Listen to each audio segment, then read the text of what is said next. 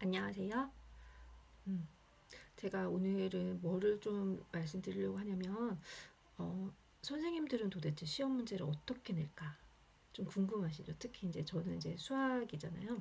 그럼 애들이 막 물어봐요. 선생님 무슨 문제집에서 시험 문제 내요? 저는 이제 명퇴를 했기 때문에 이제 자유롭게 다 말할 수 있을 것 같아요. 음.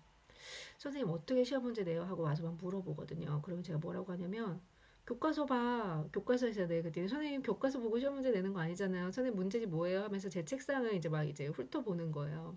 선생님 책상 위에 문제집 뭐 있어요? 하면서 막 애들이 보고 가는데 제 책상 위에 문제집 사실 별로 없거든요. 제가 예전에 이제 고등학교에 있었을 때는 문제집이 좀 있었어요. 그때 이제 고등학교 때 보충 수업을 하는데 그 보충 수업 할 때 써달라고 문제집을 가지고 오세요. 그러면 이제 그 문제집 중에 저도 보다가 좋은 게 있으면 그 문제집 가지고 이제 부교재로 사용해서 쓰기도 하고 이랬거든요. 근데 어, 그렇게 사실은 하면 안 되는 것 같기도 하고. 근데 어쨌든 어, 뭐 개인적으로 저한테 이제 제가 중학교로 가고 나서는 중학교에 이제 는 정말 문제집 가져다 주시는 분이 진짜 없었어요. 진짜 정말 가뭄에 콩나기 한 번씩 있을 듯 말 듯? 근데 거의 없었거든요. 그러니까 한두 번 정도 있으려나? 그것도 이제 받아서 쓰고 막 이런 식이었거든요. 매번 들어오는 것도 아니고. 그래서 이제 문제집이 이렇게 들어오면 그 문제집도 안 보이지는 않지만 제가 무슨 뭐 시중에 있는 문제집을 다 볼 수 있는 것도 아니고 대부분 이제 교과서로 수업을 하고 교과서 수업하고 난 다음에 문제집들 조금 이제 있는 문제집도 그냥 들어온 문제집 중에 아무거나 보는 거라서 제가 무슨 특별히 무슨 어떤 문제집을 골라서 본다 이런 경우는 거의 없고 그 문제집을 보면 사실 문제집도 대부분 유형이 비슷하잖아요. 제가 지금 블랙라벨을 풀어주고 있지만 블랙라벨 같은 문제집은 들어오지도 않았고요. 음, 일반 학교에서 이제 그 거의 뭐 1년에 한두 번 들어오려나? 뭐 그런 걸 내가 보긴 보는데 뭐 그걸 가지고 특별히 그걸로 문제를 낸다 이렇진 않아요. 근데 지금은 이제 우리 딸내미가 중3이에요. 그래서 제가 지금 중3 걸 계속 올리고 있는 중인데 우리 딸내미 거 시험 범위를 기준을 한다면 이번에 이제 들어가는 시험 범위가 2차 방정식하고 2차 함수예요. 그럼 여기 한번 잠깐 볼게요. 2차 방정식 볼게요. 그럼 2차 방정식에서 도대체 내가 어디가 2차 방정식이니? 이제 쭉 넘겨볼게요. 2차 방정식하고 인수분해해서 시험을 내야 된다고 하면 이제 선생님이 혼자인 경우 잘 없잖아요. 그러면 선생님이 이제 몇 분이 계시잖아.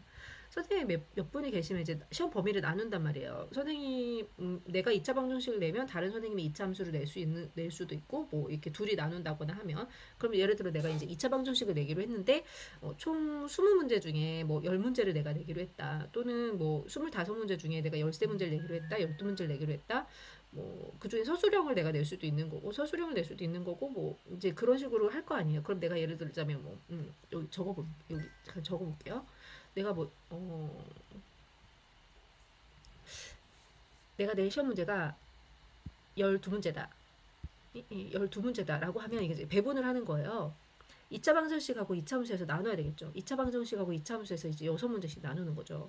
아니다. 내가 이제 한 단어만 내기로 했잖아. 2차 방정식만 내기로 했다고 할게. 그럼 2차 방정식에서 이제 12문제를 내야 되는데, 그럼 이 12문제를 어떻게 낼까 이제 보는 거죠. 이것만 가지고 있는 게 아니라, 사실 선생님들이 뭐가 있냐면, 그, 애들 이렇게 수준?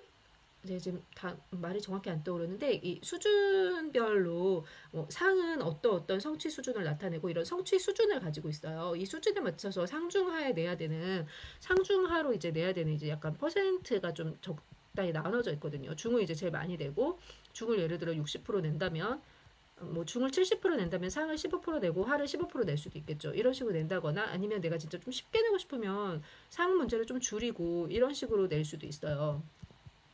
아니면 뭐 이게 진짜 상을 10% 내고 뭐 좀 더 쉽게 중은 뭐 60% 내고 그러면 하에서 30% 내겠다. 이러면 이제 좀 더 시험이 쉬워지겠죠. 이런 식으로 퍼센트를 먼저 정해요. 어느 정도 낼 것인가 이렇게 정하고 이렇게 퍼센트만 정하는 것이 아니라 그다음 퍼센트 정했으면 그다음 또 뭐 해야 돼? 이제 시험 어떻게 어떤 문제를 낼 것인가 정해야 되잖아. 그럼 2차 방정식 이렇게 쭉 본단 말이에요. 2차 방정식과 그 해. 다 해서 내가 12문제를 내야 되니까 2차 방정식과 그 해. 풀이와 활용. 그 다음에 또 뭐 있나 2차 방정식 이렇게 쭉 봤더니 중단원 학습 점검, 대단원 학습 점검 여기까지 해서 이렇게 나오고 그 다음에 수학 익힘책에 이렇게 해서 사실은 뭐 인수 2차 방정식이 끝나버려요. 별로 안 돼, 얼마 안 돼. 딱 봤더니 2차 방정식 이렇게 있고 그러면 단원도 몇 개 없고 뭘 해서 12문제를 내야 되나 이제 이런 생각이 드는 거죠. 그럼 자, 예를 들어서 내가 보자. 제일 처음 보는 거죠. 2차 방정식과 그 해. 2차 방정식과 그 해 나왔는데 제일 중요한 게 뭐겠어요? 2차 방정식이 뭔지를 그 아이가 아는가? 음. 기본이면서 너무 쉬우면서 꼭 낸단 말이야. 나라면 꼭 내. 모르겠어. 다른 선생님 모르겠지만 대부분 다 내. 모든 선생님 다 낼 거라 생각해요. 2차 방정식 정의를 과연 알고 있는가? 이걸 정리해서 x에 대한 2차식은 0인 걸 아는가? 자, 여기서 한 문제 낸단 말이에요. 한 문제. 딱 동그라미 쳐놓는 거지. 이거를 내가 알려면 문제 1번은 보는 거죠. 이런 유형에서 한 문제 내면 되겠구나. 이런 식으로 2차 방정식을 모두 써주시오. 자, 한 문제 냈단 말이야. 다음. 또 그 다음 페이지 이제 보는 거죠. 그 다음 페이지를 보는데 2차 방정식의 해라는 것은 참이 되는 걸 찾는 거구나. 좋아. 2차 방정식 x의 값이 이것일 때 x 방정. 이건 말고 이거 말고 나라면 요거를 푸시오. 요것보다는 나라면 어, 어, 이런 거 낼 것 같아. 예를 들어 x는 2가 해인가 아닌가. 1번, 2번, 3번, 4번, 5번 이렇게 쭉 해서 이제 2차 방정식을 5개를 주는 거죠. 그중에 이 x는 2가 해인 것을 골라라. 뭐 이런 식으로 한 문제 낼 것 같아요. 여기서. 이게 2차 방정식 해를 좀 아는가. 2를 넣어서 이게 해라는 것이 여기다 집어넣으면 이 식을 만족하는가. 2차 방정식을 만족하는가. 이걸 보고 싶을 거란 말이에요. 그래서 이걸 두 번째 문제 낼 것 같아. 그다음 3번 보면서 이제 여기 보면서 2차 방정식 어떻게 볼까? A는 0 또는 B는 0이면 A, B는 0이 된다. 이걸 아는지 보고 싶겠죠. 그래서 요걸 아는지 보려면 인수분해가 하나 들어가겠죠. 인수분해해서 각각이 0이 된다. 요런 문제. 요런 걸 아는가를 한 문제 낼 것 같아요. 그래서 인수분해가 다 되어 있는 여기를 약간 꼬아낸다기보다는 그래도 쉽죠. 인수분해가 되어 있는 상태로 낼 거. 이걸 보려고 한다면 1번 문제도 인수분해가 되어 있는 상태로 낼 것 같아요. 이렇게. 그래서 5번까지 인수분해가 되어 있는 상태로 하고서는 그 중에 어 답이 예를 들어 x는 뭐 2분의 3이 있다. 그러면 2분의 3을 답으로 갖지 않는 것. 2분의 3을 답으로 갖지 않는다. 그 2분의 3을 답으로 가지려면 x-2분의 3이 들어가야 되겠지만 또는 2x-3이 들어갈 수도 있겠죠. 요런 것들이 들어가. 또는 4x-6이 들어갈 수도 있겠지. 요런 것들을 이렇게 막 집어넣고 이걸 답으로 갖지 않는 거예요. 하나는 뭐 x 플러스 2분의 3을 넣는다든가 뭐 이런 식으로 해서 물론 여기는 이제 다른 숫자가 들어가겠지. 이것도 막 왔다 갔다 섞어가면서 이렇게 해서 이걸 이해하고 있는지를 보는 문제를 하나 낼 것 같아요. 3번 문제. 그 다음 4번 문제 2차 방정식을 푸세요 해갔는데 이거 본인이 이제 스스로 인수분해해서 문제를 풀어야 되잖아. 요런 문제 하나 낼 것 같고 4번 문제 본인이 인수분해해서 문제를 풀어야 되니까 이런 식을 1, 2, 3, 4, 5번을 주고 요런 걸 그대로 줄 것 같아요. 요렇게 요렇게까지는 안 줄 것 같아요. 우선은 요렇게까지 안 주고 왜냐면 객관식으로 내려고 생각하니까 아니면 뭐 이거 주관식으로 내려고 한다면 이런 문제를 낼 수도 있겠지만 우선 객관식으로 내겠다라고 생각하면 4번 문제 여기서 낼 것 같아요. 이런 식으로 이런 거 본인이 인수분해해서 값을 낼 수 있는 거. 그래서 그 옆에 이제 해를 적어주고 해가 뭐 2, 3이다. 해가 뭐 1, 5다라고 해서 이렇게 내주면 완전 쉽지. 왜냐면 이게 이제 집어넣어갖고 답인지 아닌지 찾으면 되니까 뭐 인수분해해서 풀어도 되고 이렇게 해서 답이 나오는 거 답이 뭐 맞는 것 답이 맞는 것 아닌 것 이렇게 해서 이제 앞에 쉬운 개념 문제니까 이렇게 쉬운 거 문제를 하나 낼 것 같아요. 4번 문제를. 그다음 5번 문제 2차 방정식 푸시오 이런 문제들 쭉 이런 문제가 나오면 이제 이거 2차 방정식 푸는 문제는 아까 이제 이 4번 문제하고 5번 문제하고 좀 겹칠 수 있으니까 우선 넘어가고 여기서 봤더니 이거 제곱근을 이용해서 2차 방정식 이거 이제 근해 공식을 아는가 이 근해 공식을 풀어가는 과정 있잖아요. 이 근해 공식이 쭉 나왔는데 근해 공식에 가기 전에 제곱은 얼마이다 이런 거는 사실 문제 너무 쉽거든. 나는 사실 좀 약간 건너뛸 것 같아. 여기는 4번까지 내고 난 다음에 5번은 여기는 5번 안 낼 것 같고 이제 요 정도에서 5번 문제를 하나 내볼만 할 것 같아요. 요걸 풀 수 있는가? 요런 유형들을 쭉 내놓고서는 뭐 답인 걸 찾는 것. 아니면 뭐 이렇게 문제 하나를 주고 요 문제 답인 것 찾기. 요렇게 답인 걸 찾기. 이러면 애들 근해 공식을 써서도 바로 풀 수 있겠지만 요걸 이제 근해 공식을 바로 쓸 수 없도록 하는 방법은 뭐냐면 이렇게 이 과정을 여기다 적어놓고 기억, 니은, 디귿, 리을 여기 들어가는 거. 아마 요런 식으로 한 문제 낼 것 같아요. 여기서 5번 문제. 그 다음에 요거 2차 방정식을 여기 있잖아. 요런 문제. 요런 문제를 5번 문제를 하나 내겠다는 거지. 5번 문제를 하나 내고, 다음 2차 방정식을 푸시오 했는데, 그 다음에 이제 근해 공식. 요걸 여기서 낼 수도 있고 근해 공식에서 여기서 근해 공식을 하면서 만들면서 여기서 중간중간 기억 니은을 뗄 수도 있을 것 같아요. 요렇게 하면 사실 조금 어려울 수 있어. 기억 니은 여기서 5번이나 6번 문제 이런 식으로 낼 수 있을 것 같아요. 5, 6번 문제 정도. 그 다음에 이제 근해 공식을 이용해서 문제 풀 수 있는가를 보겠죠. 이런 문제 이제 7번 근해 공식을 이용해서 문제 풀 수 있는지 한번 보고 7번 문제 정도 보고 다음에 이제 활용 문제. 근데 내가 12문제 내기로 했잖아. 근데 7번까지 해서 여기까지밖에 안 나왔으면 좀 안 돼. 더 있어야 돼, 문제가.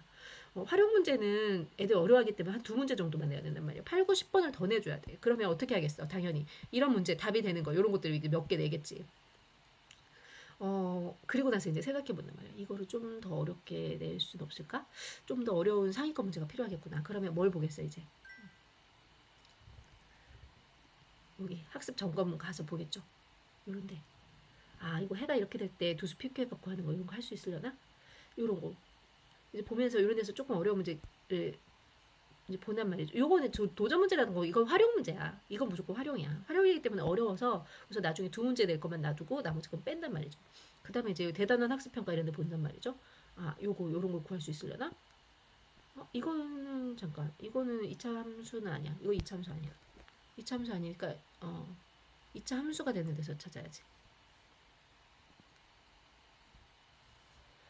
2차 함수가 되는 데서 높이 h를 구해라. 완전 제곱식 구하기. 요런 문제도 낼만해. 아니면 여기다 이제 는 0을 붙여가지고 중근을 갖는 걸 구하라고 하겠지. 중근을 갖는 거. 아까 내가 몇 번까지 했죠? 7번까지 했나? 그러면 8번 문제. 중근 갖는 거. 요런 문제 하나 내겠지. 근의 범위 같은 거. 그치? 그 다음에 다음 문제 풀이 과정을 자세히 써라. 8번까지 냈고 요런 문제 서술형으로 하나 낼 것 같아. 서술형 1번. 잘할 수 있는지. 왜냐면 교과서에 있으면서 그렇게 또 어렵지는 않고 이럴까 9번 8번 냈고 요거는 이제 11번 문제 정도 낼 것 같고 그러면 2문제 정도 더 있어야 되고 8번까지 냈고 저거 있단 말이야. 익힘책. 이제 익힘책을 보겠지. 익힘책을 이제 쭉 가면서 보는 거야. 보통 어려운 거는 다 활용이거든요. 이제 어려운 문제들을 내려고 하면 이제 이런 중에서 어려운 문제를 하나 골라가지고 이제 내겠지.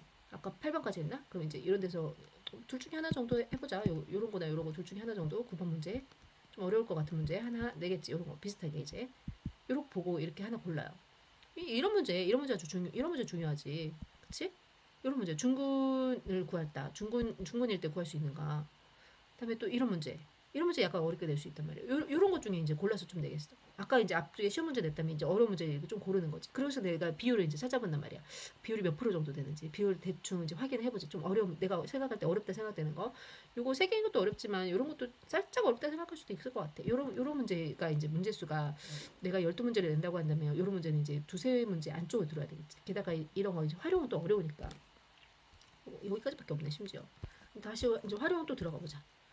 이제 아까 그 활용을 다시 가자. 활용에서 또 한두 문제를 골라야 되잖아. 아이들 활용은 좀 어려워하는데 이자마자 활용하는 거 어떻게 할 수 있는가? 유기견 보호소에서 뭘 한대. 근데 이런 활용 문제를 낼 때는 저는 사실 이제 교과서에 있는 문제도 내는데 이런 활용 문제 낼 때는 좀 이렇게 머리를 좀 써보거든요. 어떤 걸 내면 애들이 재밌을까? 라고 한번 생각을 해보는 거야. 생각을 하는 거지. 자, 이런 문제를 보면서 그래 부피 문제도 이용할 수 있겠구나. 부피 문제 뭘 이용하지? 연예인을 떠올려보는 거야. 아이유하고 내가 아는 연예인이 별로 없어. 이제 여기서 이제 하는 일은 연예인을 찾는 작업을 해야 돼. 요즘 유명한 연예인은 누구인가? 음, 요새 민 누구더라? 민 누구 나와가지고 막 뭐 하던데 그 하이브하고 막 뭐 하더라고요. 그럼 이제 하이브 소속사 애들이 있겠지만 그런 애들 내가 아는 하이브 소속사 BTS밖에 없어. 미안해. 이제 이런 애들밖에 없는데 이런 애들 이제 막 생각을 해본단 말이야. 막 누구 뭐 BTS 진, 뭐 B 이런 애들 생각해본단 말이지. 얘네 둘이 예를 들어 산을 가기로 했어. 지금 막 문제 생각하는 거야. 자 산을 가기로 했다. 생각해보세요. 둘이 산을 가기로 했는데 물을 떠오기로 한 거야. 자 물을 떠오기로 했는데 물통이 이제 이렇게 생겼다. 원기둥 모양으로 생긴 거야. 물통이. 그럼 이제 반지름이 얼마? 뭐 이렇게 나오겠지. 반지름이 x. 그다음에 높이는 x 플러스 3. 자 이런 물통이 부피 있는 거야. 여기다 이제 물을 가득 채워오는 거야. 물을 가득 채우는데 다 했더니 이 물통에 다 물을 다 채웠더니 몇 리터가 됐다. 뭐 이건 x 플러스 1이고 이건 뭐 x 플러스 5고 막 이런 식으로 해가지고 뭐 물통이 이건 뭐 2배 뭐 2x 뭐 이런 식으로 해가지고 이제 문제를 낸단 말이야. 그래서 이 물통의 부피가 다 해서 뭐 20리터가 됐다. 이 숫자는 내가 맞춰보겠지 문제를 풀면서 이렇게 됐다. 그랬는데 물을 얼마큼 마셨어. 비가 뭐 얘를 3분의 1을 다 마셔버린 거야. 3분의 1을 다 마셔버렸더니 뭐 이제 진이가 마시려고 얘가 5분의 뭐 예를 들어 자 좋아 뭐 심각하게 하는 거죠. 9분의 8을 다 마셔버렸어. 9분의 8을 다 마셔버려가지고 진이가 물을 마시려고 봤더니 조금 마시고 끝냈던 거야. 얘가 마시려고 봤더니 이거 20리터도 안 줄 수도 있지. 이 진이가 마시려고 물을 봤더니 이게 다 해서 뭐 20리터 안 되지. 이거 200 뭐 220리터 너무 많으니까 물이 이제 뭐 예를 들자면 10ml 남았다. 10ml 남았다. 뭐 이러는 거야. 그러면 전체는 이제 이게 10ml 남았으면 원래는 이제 전체 다 해서 이게 9분의 1이 10ml니까 9분의 1이 10ml니까 원래는 10 곱하기 이게 9분의 1이 10ml니까 1대 9 하면 이게 10대 90 원래는 90ml였었다는 거잖아. 이거 조금 그렇다. 요 정도면 안 되겠고 원래 있었던 게 뭐 원래 있었던 게 300ml 정도? 원래 있었던 물을 한 500ml 정도 잡는 거야.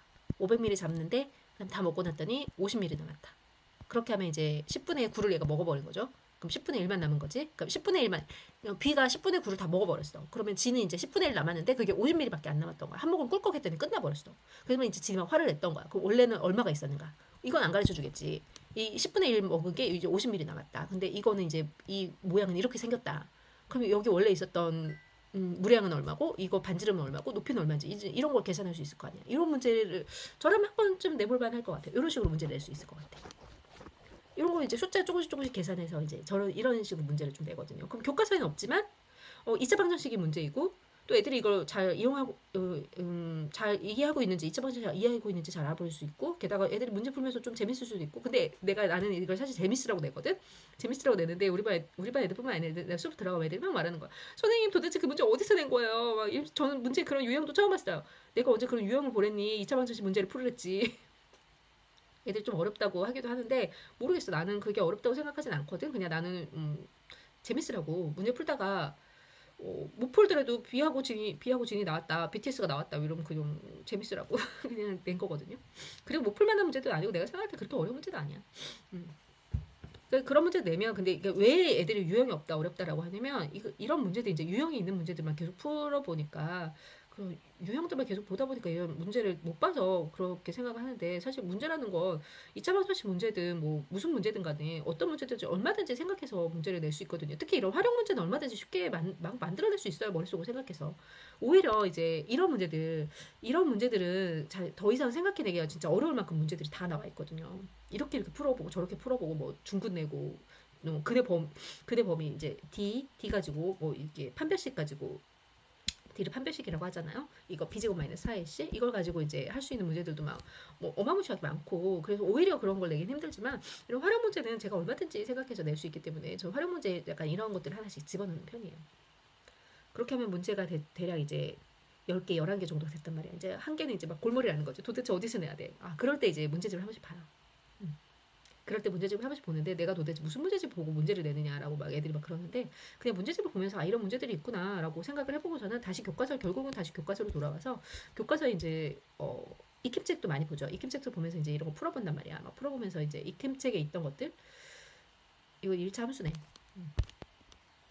1차 함수 말고 이제 어 1차 함수는 이거는 지금 나오는 2차 함수가 아니라 이거 1학년 때 나오는 거잖아요. 그러면 이거 보자.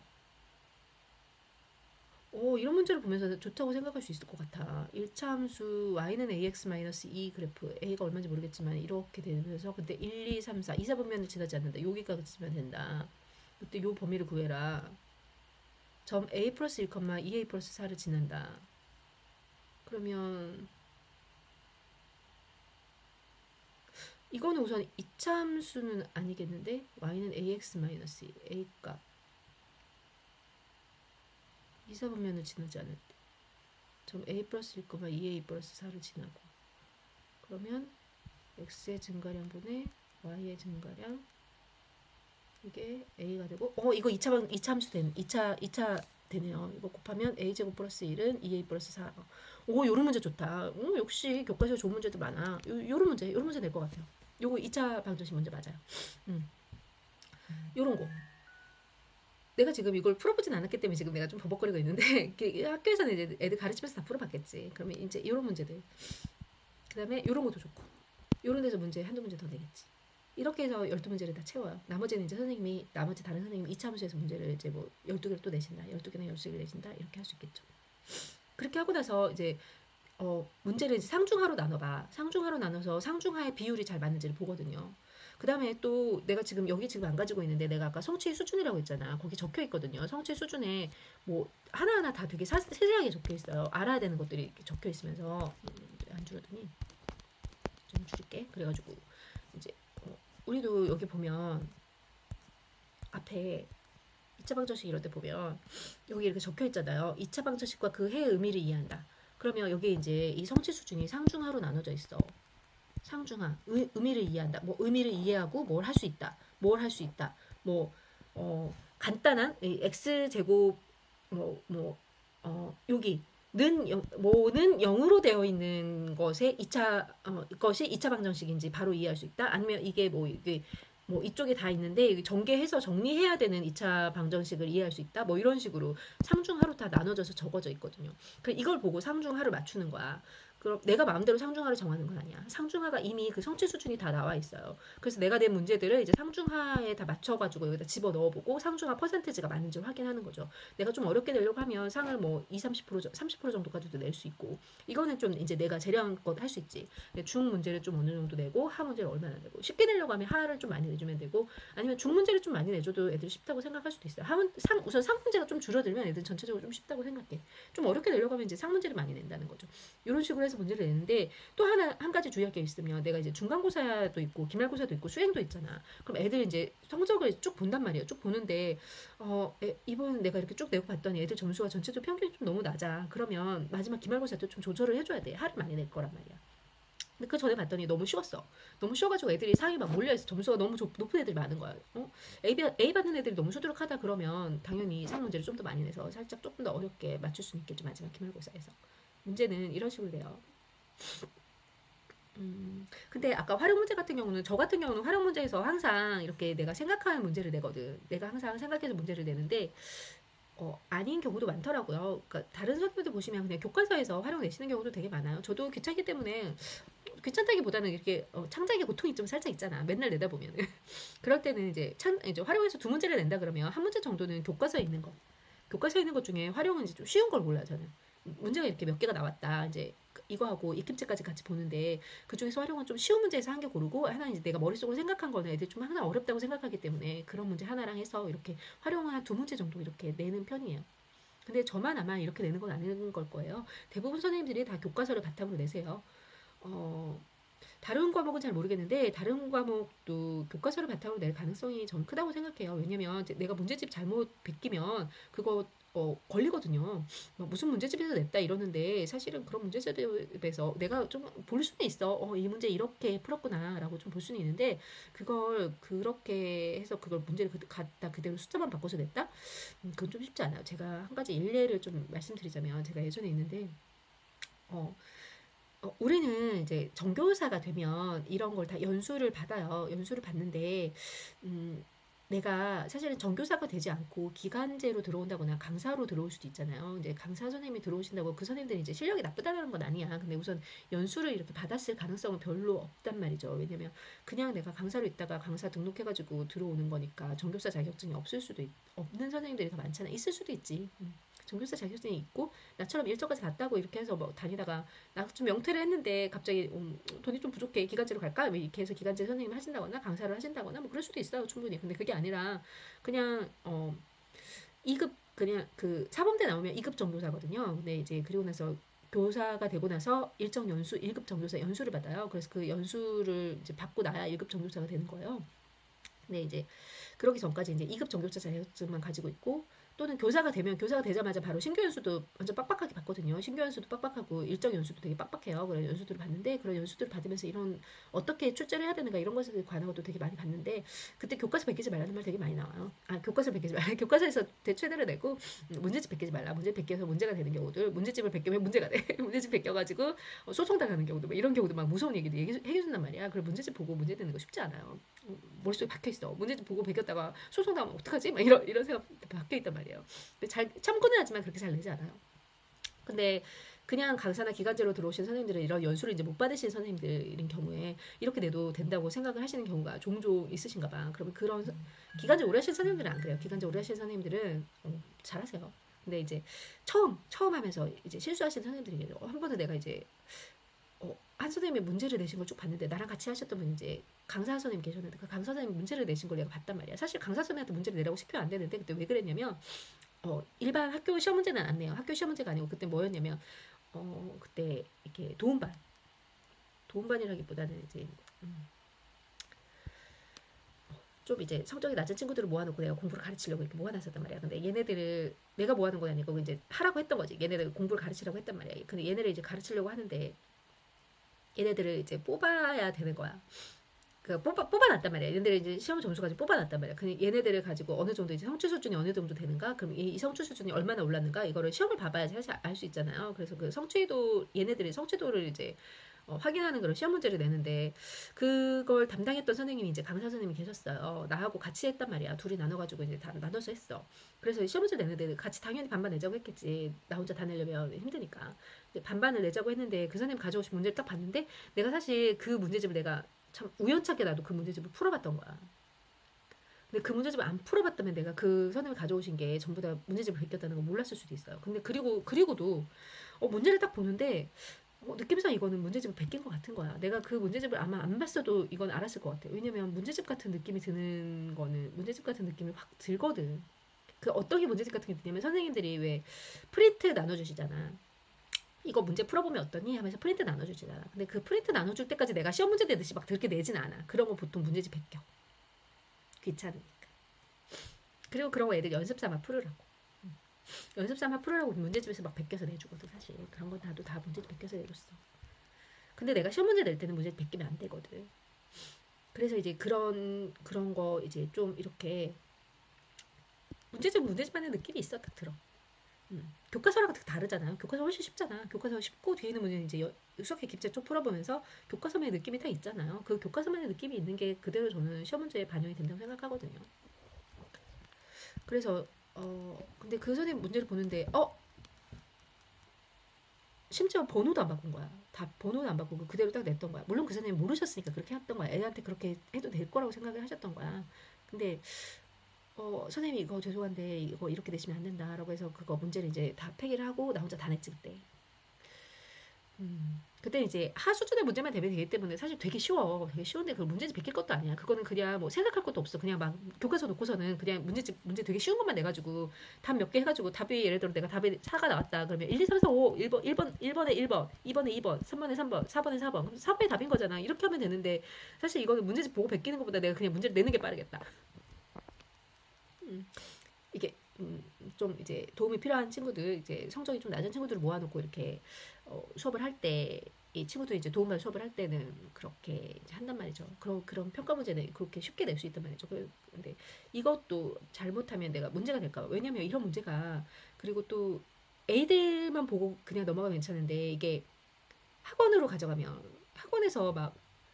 학원에서 부모님인 척하고 전화 막 하거든요. 좀 기분 나쁘지. 내가 문제 냈는데.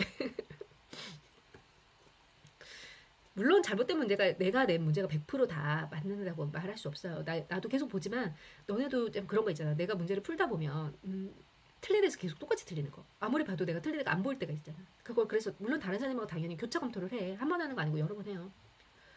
그리고 교차 검토를 하는데 그런데도 참 왜냐면 그 어떤 경우가 있냐면 조건을 빠뜨릴 때가 많아. 조건을 안 빠뜨리려고 되게 노력을 하는데 이런 조건을 빠뜨려갖고 x가 양수인 거 Y가 양수인 거 이런 조건을 빠뜨렸다거나 뭐 이런 경우 등호가 들어가는 등호를 빼먹었다거나 이런 경우들 좀 이런 조건을 빠뜨리는 걸 안 하려고 되게 노력을 하지만 시험 문제를 내가 문제집 보고 베끼면 실수를 안 하겠지. 근데 문제집 보고 베끼는 게 아니라 나도 이걸 보고 내가 문제를 만들어내는 거잖아. 교과서를 보고 아 여기서 이런 문제 아 좋아 이거 보고서 내가 바꿔서 이렇게 내겠어. 하다 보면 실수를 하게 될 때도 있거든요. 안 하려고 물론 노력하지만 근데 그런 걸 가지고서는 이제 막 전화가 올 때가 있지. 그리고 그런 실수를 대부분 내가 먼저 발견해. 내가 먼저 발견해서 시험 보기 전에 최대한 먼저 고치고 시험 볼 때까지도 내가 그걸 못했다라고 하면 이제 시험 보는 중간에 막 가가지고 애들한테 설명해주지 이거 이렇게 해 막 이렇게 방송해주지 마. 시험 보다 방송 나오는 게 그런 경우야. 그리고도 내가 근데 만약 시험이 끝나고 그걸 발견했다라고 하면 이제 재시험까지 가는 이런 불길한 경우가 이제 생기면 최악인 거죠. 최악이지. 마음이 아프지 진짜.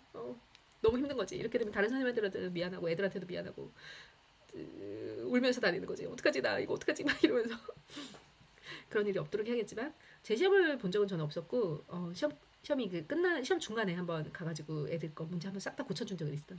답이 내가 조건을 빠뜨려가지고 그 조건이 없으면 답이 안 나오는데 애들은 근데 그 조건이 있는지 없는지도 모르고 그냥 뭐 풀어 상관 안 해 그런 조건에. 근데 여하튼 그런 게 전화도만 올 수 있거든요. 전화 오면 나도 화난단 말이지. 가끔씩은 진짜 대도 않는 걸로 전화도 오게 돼. 이렇게 말하면 좀 그렇지만 음, 아니에요. 그런 말은 안 할게. 똑똑하신 선생님들도 되게 많고 학원 가도 많이 있어요. 근데 나는 EBS 선생님들 되게 좋다고 생각하거든. EBS 선생님들 학교에서 많이 가시잖아요. 대부분 다 학교의 선생님들이잖아요. 정말 수업 잘하시는 선생님들이 많이 가세요. EBS 선생님들 중에서 정말 나 가끔 요새 뭘 듣고 있냐면 우리 딸내미 때문에 과학 수업을 듣고 있거든요. 와 EBS 나 과학 좀 잘했거든. 나 물리 수학도 좀 했지만 물리도 잘했거든. 나 고등학교 때 물리 되게 잘했어. 고등학교 때 어, 내가 이렇게 말하면 그 선생님 아주 옛날이니까 아마 그 선생님이 지금 내가 어릴 때라서 미안하지만 그 선생님은 안 살아 계실 것 같거든. 이런 얘기 하면 좀 그런데 미안해요. 내가 지금 말을 하고 이제 말이 끊겨가지고 내가 지금 다시 연결해서 다시 할게. 뭐라고 하셨냐면 그때 선생님이 많이 아프셨어. 아마도 그때도 많이 아프셔가지고 목소리가 좀 잘 안 들리셨거든. 그럼 내가 이제 수업을 듣는데 얼마나 힘들겠어. 수업을 거의 못 들었단 말이야. 수업도 못 들었는데 고등학생 때인데 고2 때 이제 물리를 듣는데 수업도 제대로 못 들은 데다가 이제 1학년 때 공통과학 했고 2학년 때 들어가서 이제 물리를 배우는데 2학년 때 물리 선생님이 너무 막 아프셔가지고 목소리가 안 들리니까 난 대체로 이제 수업을 들을 때 물리 그때 교과실이 따로 있었거든요. 근데 물리 교과실에 가서 물리 수업을 듣는데 제일 앞자리 난 가능하면 가장 앞자리를 선호해. 번호도 1번이어가지고 내가 앉을 때 가능한 앞자리를 좀 많이 앉게 되지. 그리고 뒷자리 애들 바꿔달라고 하면, 그러니까 내가 뒷자리 앉았는데 앞자리가 바꿔달라고 하면 오케이 하고 너무 좋아 하면서 앞자리로 막 가고 이러던 애 중에 하나였는데 이제 앞자리에서 이렇게 수업을 듣는데도 잘 안 들릴 정도였어. 선생님 목소리 너무 안 들려서 그래서 이제 1학기까지 이제 1학기 이제 중간고사 볼 때까지 수업을 들었는데 내용 하나도 모르겠는 거야. 어떻게 이제 교과서를 보면서 하나하나 팠지. 교과서를 보면서 하나하나 팠는데 아 물리가 이런 내용이었던 거야? 이런 내용이었던 거야? 아 이렇구나 하면서 이제 시험 공부를 한 거지. 그리고서 이제 시험 공부를 하고 시험 봤는데 100점 받았어. 미안해. 나는 100점 받는 게 그냥 좀 많이 당연했어. 미안해. 100점 받았는데 그때 내가 말했잖아. 선생님이 수업을 좀 하시긴 하셨지. 근데 목소리가 안 들렸다고. 그러니까 나만 못 들은 게 아닐 거 아니야. 나는 맨 앞자리에 있는데 못 들었으니까 다른 애도 잘 못 들었으니까 얼마나 어려웠겠어. 물리를 그 애들이 대부분 다 포기해버렸던 거야. 그때 물리 그다음 내 밑으로 나온 애가 아마 70점대가 나왔던 것 같아. 근데 나는 이때 교과서를 보고 혼자 공부를 했잖아. 교과서를 보고 이제 문제집을 풀고 하면서 물리가 이런 거구나라는 걸 사실 깨달았어. 사실 약간 물리가 이런 거구나. 오히려 선생님이 가르쳐 주신 것보다 나 혼자 그렇게 공부를 하는데 물리가 이런 거구나 하는 깨달음이 오더라고. 내가 이 말 지금 이 말 할 때가 아닌데. 그래서 뭐가 되냐면 지금 무슨 얘기냐면 내가 물리를 좀 잘한다는 얘기를 한 거야. 근데 내가 EBS 그러니까 우리 딸내미는 이제 물리를 가르치려고 하는데 지금 가르치는 게 에너지, 뭐 위치 에너지, 그다음에 위치 에너지 1, 그다음에 운동 에너지 이거 나오잖아. 위치 에너지가 1로 변하고 이게 떨어뜨리면 위치 에너지 위에서 이제 공 탁 떨어뜨리면 이게 일을 하면서 이 공이 일을 하면서 밑에 이제 이 일을 한 것이 밑에 와서 운동 에너지로 다 변하는 거잖아. 위치 에너지 1, 운동 에너지로 이렇게 변하는데 이걸 잘 이해를 못 하는 거야. 그래서 내가 와 도저히 내가 설명 못 하겠다. 나는 이게 전공이 아니니까 나는 이게 이것에 대한 심오한 이해는 없단 말이야. 대략적으로밖에 몰라 잘. 그냥 내가 문제를 푸는 데는 이제 문제는 잘 풀 수 있는데 이걸 어떻게 설명해주기가 좀 되게 애매했던 거야. 그래서 내가 EBS 강의를 좀 들어봤어. 우리 EBS를 들어가고 EBS 강의를 좀 찾아봤단 말이야. EBS 이제 물리 수업을 그 과학에서 이제 찾아봤지. 물리 수업을 딱 찾아보는데 이 물리 쪽만 본 게 아니라 이제 몇 가지 보는데 선생님 너무 탁월하신 거야. 응, 너무 탁월하신 거야. 내가 이거 머리를 탁 친 게 있는데 이 단위 바꾸는 거. 우리 미터 퍼 세크하고 킬로미터 퍼 아워. 내가 이거 단위 바꾸는 거. 나는 이제 어떻게 하냐면 자 1초는 몇 분이 1초는 몇 분이 아니지. 1분은 몇 초니? 1분은 60초잖아. 잘 크게 작으니까 좀 더 키워서 적어줄게. 좀 두께를 좀 키워가지고 그렇게 해서 적어줄게. 봐봐. 이제 잘 보인다. 1분은 이거 글자가 왜 이렇게 되니? 1 미안해. 1분은 60초잖아. 그러면 1초는 몇 분이겠어? 여기다 60분의 1 해주면 되지. 그럼 1초가 나올 거 아니야. 그래서 1초는 60분의 1분인 거야. 시간도 마찬가지지. 1시간은 몇 분이야? 60분이잖아. 그러면 1분은 몇 시간이야? 1분은 60분의 1시간인 거야. 이해됐지? 그러면 1시간은 요 1시간은 이렇게 하면 1시간은 60분. 시간 자리에다가 1시간이니까 60분이라고 놓고 분은 또 몇 분인 거야? 분은 몇 초인 거야? 분 자리는 60초니까 60분 곱하기 이거 분을 60초로 바꾸는 거야. 이렇게 해서 3600초가 나와. 이렇게 가고 반대로도 똑같이 하거든. 초를 만약에 내가 분으로 바꾸고 초를 만약에 시간으로 바꾸고 싶다라고 하면 1초는 1초는 아까 어디 갔어? 1초는 60분의 1분이라고 했잖아. 1초 대신에 60분의 1분을 넣는 거야. 그런데 1분은 몇 시간인 거야? 60분의 1시간인 거지. 그래서 이 분 자리에다가 60분의 1시간을 넣는 거야. 그래서 다 해서 3600분의 1시간이 된다. 요렇게 계산을 하거든. 그 다음에 미터와 킬로미터 이런 거 왔다 갔다 할 때도 센티미터 같은 거 예를 들어서 보여줄게. 내가 지금 물리까지 갑자기 얘기를 하고 있네. 미안해. 얘기하던 게 맞아 할게. 재밌으니까. 자, 1cm는 몇 밀리니? 10mm잖아. 근데 100cm는 몇 미터야? 1m지. 그 다음에 1km는 그럼 뭐야? 1km는 아이고 1km 단위가 왔다 갔다 하는 1km는 1000m잖아. 그치? 이걸 가지고 내가 예를 들자면 60cm를 킬로미터로 바꾸고 싶었던 거야. 그럼 어떻게? 60cm, 60cm는 몇 미터야? 1cm는 100분의 1미터지. 그래서 이 미터 자리에다가 100분의 1 이고 60cm 했어. 이 cm 자리에 1cm가 100분의 1m니까 이 cm 자리에다가 100분의 1m를 넣는 거야. 그러면 이제 100분의 60m가 됐잖아. 근데 1m는 여기서 1m는 몇 킬로미터야? 1000분의 1km지. 그래서 이 미터 자리에다가 이제 1000분의 1km를 집어넣는 거야. 1000분의 1km를 집어넣어. 이렇게 해서 센티미터를 킬로미터로 바꿀 수 있거든. 나는 이런 식으로 하거든. 물리는 단위가 되게 중요해. 단위까지 빼먹으면 안 돼. 그래서 이런 뭐 60m per sec를 이제 킬로미터 per hour로 바꿔라라고 하면 60m를 몇 킬로미터로 바꿔야 되고 1초를 몇 시간으로 바꿔야 되잖아. 그래서 나는 이걸 다 바꿔가지고 이걸 3600분의 1시간, 그다음 60m는 1m가 1000분의 1 킬로미터니까 이렇게 되겠지. 1000분의 60킬로미터. 이렇게 해가지고 이 문제를 풀었단 말이야. 근데 선생님이 어떻게 딱 하셨는 줄 알아? 10m per sec를 딱 계산해 주시는 거야. 10m per sec를 딱 고치면 이게 36km per hour라는 거야. 이걸 하나를 해주셨어. 내가 한 것처럼 똑같이. 이걸 딱 해주고서는 이걸 외우세요. 이걸 가지고 다른 데 이용하시면 됩니다. 자, 그럼 72km per hour는 몇 미터 per sec이죠? 20m per sec예요. 과학에는 미터 per sec가 대부분 많이 나오고, 그 다음에 우리가 차를 타고 가면 킬로미터 per hour가 많이 나오기 때문에 이 두 가지를 바꾸는 것만 할 줄 알면 되는데, 이 두 가지를 바꾸는 건 거의 여기서 대부분 다 나옵니다. 라고 한 거야. 자, 그러면 5m per sec를 킬로미터로 바꾸면 어떻게 되겠어? 킬로미터 per hour로 바꾸려면. 반 나누면 되잖아. 18km per hour가 되는 거야. 오, 너무 쉬운 거야. 아, 역시 EBS 선생님 완전 짱이다. 내가 이러면서 선생님 괜찮지? 하는데 괜찮아요. 내가 수업 들으면서 막 이랬다니까 선생님 너무 좋아요. 막 이랬다니까. 이거 말고도 몇 가지가 있었어. EBS 선생님이 정말 좋으시더라고. 물론 내가 EBS 선생님이 한 강의를 한 개만 들어본 건 아니야. 몇 분 선생님 걸 들었는데 그 중에 한 선생님이 되게 탁월하게 좋으셨어. 다른 선생님들 다 좋지. 다 좋은데 그 선생님 내 마음에 쏙 들었다는 얘기야. 그래서 그걸 가지고서 우리 딸내미한테 막 설명해줬더니 딸내미가 너무 좋아하는 거야. 아, 하고 싶은 얘기. EBS 선생님도 좋으시다는 거. 학교 선생님도 좋으세요. 그리고 그 시험 문제를 낼 때는 다시 돌아와서 시험 문제 낼 때는 교과서를 위주로 많이 내요.